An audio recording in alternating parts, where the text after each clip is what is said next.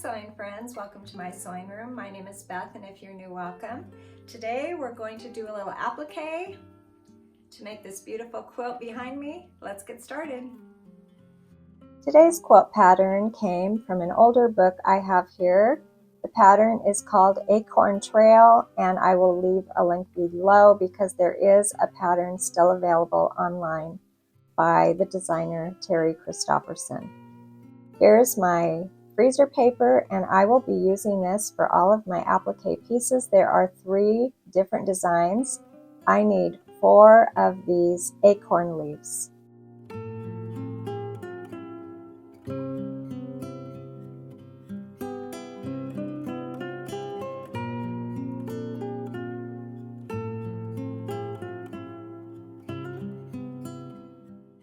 After drawing with pencil the design, I just cut it out carefully, and I will be using this leaf. I'll be cutting 4 out, and then I will be pressing it onto the back of some green fabric I have that I chose for my applique quilt block.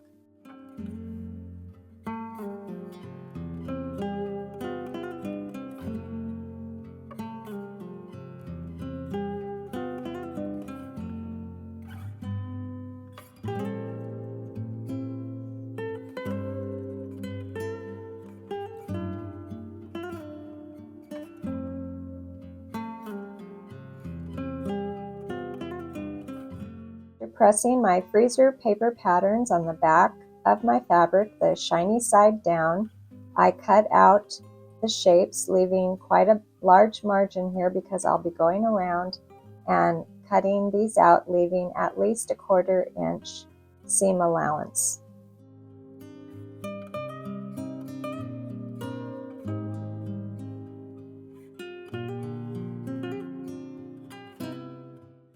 As I cut around, leaving that seam allowance, when I got to those deep valleys in that leaf pattern, I cut all the way to the bottom so that when I fold my edges to the back, I will get that design that I want.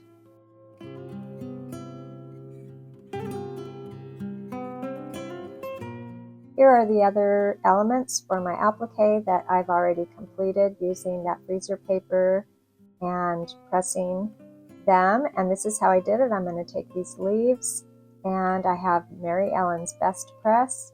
I also have a paintbrush sort of taped on the back, so it's always ready to go. And I'll be laying my quilt square down on my cutting mat here to protect it. I'm not sure I need to do that, but I'm going to do that.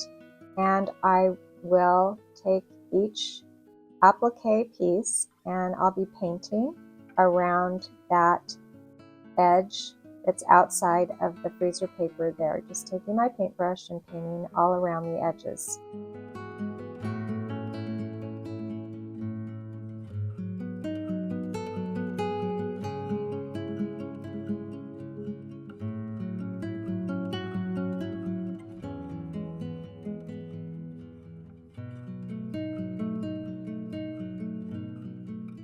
After getting all of those edges painted, I took it to my pressing mat and I started pressing those edges in, just using that freezer paper as my guide.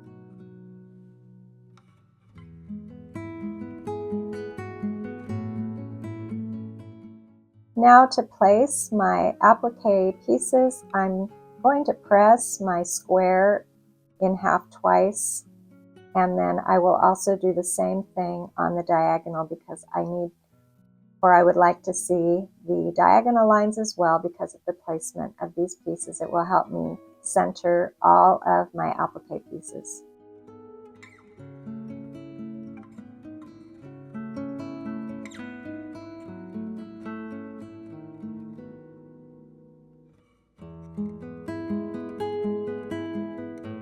The freezer paper is very easy to remove, and when it's removed, I have all those folds all in there ready to go, so I just need to lay out the pieces and get them centered and begin my applique.